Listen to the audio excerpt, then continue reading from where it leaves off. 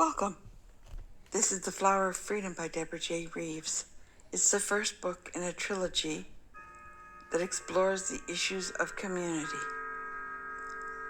We're at chapter 137, and all rights to both the book and presentation are reserved. We're getting back in the territory of dealing with Hans. As you were informed earlier in the book, Hans is a psychopath, unquestioningly a psychopath, with all the attendant characteristics.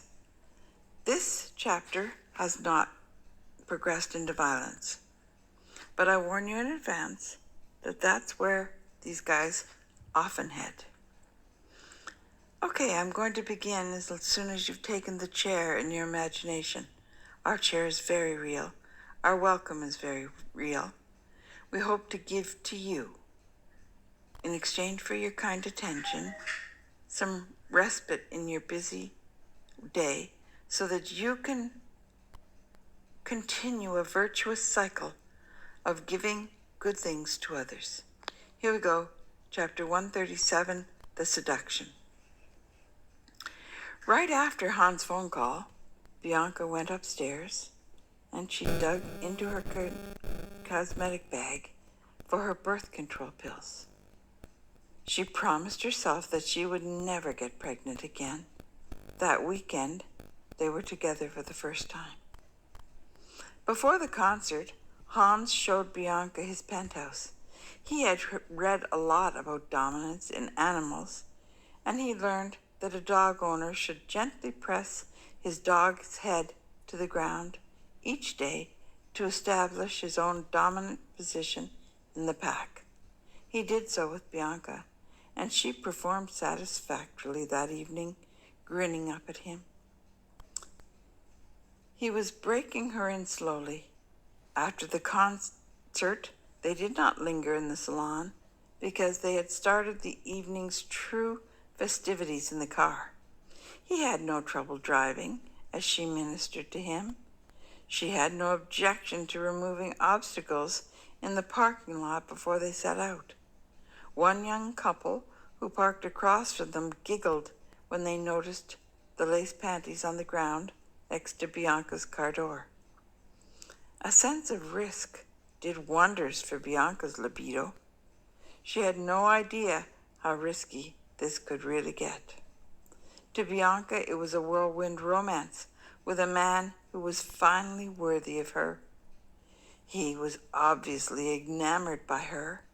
He could just not get enough, and she thought she was winding her spell tighter and tighter as he bought her gifts and took her to the finest places, even flying her to other countries for lunch or dinner or an overnight stay at a resort.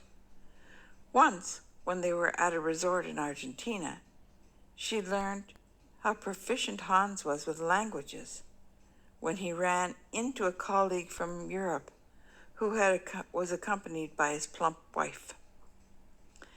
From that first day, they were together almost day and night thereafter.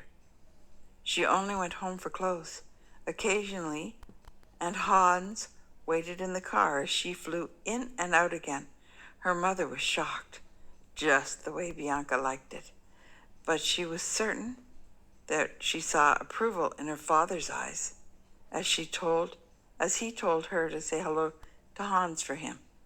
She flew back out the door with a wave, blowing kisses to her parents. For Bianca, it was a dream come true. It was the most exciting time of her life, bar none. Hans took her to places and experiences that she had known nothing about. His force and stamina were remarkable, especially remarkable because of his age. And yet, there was an endless curiosity in him, as though he were still a teenager. There were times when she wondered where he went in his mind, but it was subtle. It was there, though. Sometimes there would be a microsecond of pause, and he would look away from her face. He closed his eyes, and he seemed to imagine. In her urgency to reach her own climax, she soon the paws aside, and she dug her fingernails into him to urge him on, and that did the trick. He seemed to enjoy that, even when it left marks.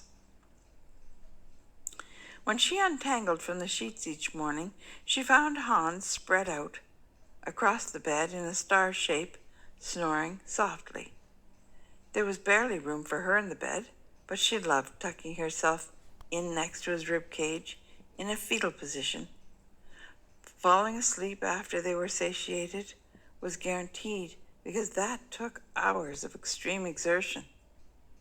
She always woke up first, and she was eager to look her best, so she quickly went to the ensuite bathroom to brush her teeth and her hair and take her birth control pill and pee. One time, when she was hurrying back to the bed so that she could smile into those beautiful blue eyes and push the hair off his forehead, she noticed the entrance to his closet. She walked in and she ran her hands across the sleeves of his cashmere jackets and silk shirts. She drew in a deep breath of his cologne that lingered on his clothes. At the end of the row, there was an indent behind the clothing racks and shelves, which held the sweaters and drawers. There was a metal door there. She tried the handle, but it was locked. Puzzled, she turned and went back to the bed, where she found Hans awake and sitting up against the headboard. His eyebrows were raised, and his eyes were twinkling. "Did you go exploring, my little vixen?" he asked in a quiet tone. "I love the smell of your cologne on your clothes, so I couldn't resist looking into the closet. I found a door there. It's locked. What do you keep in there?" she asked. "Ah, Bianca, it's just my gym.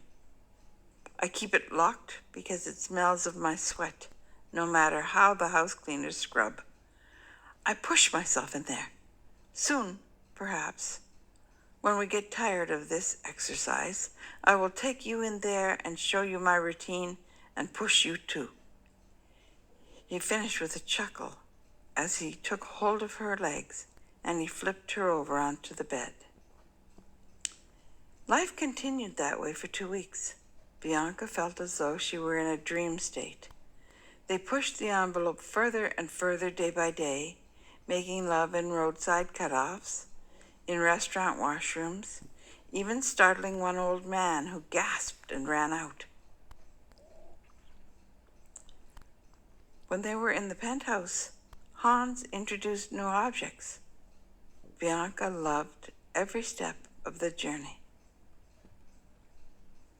That's the end of chapter 138.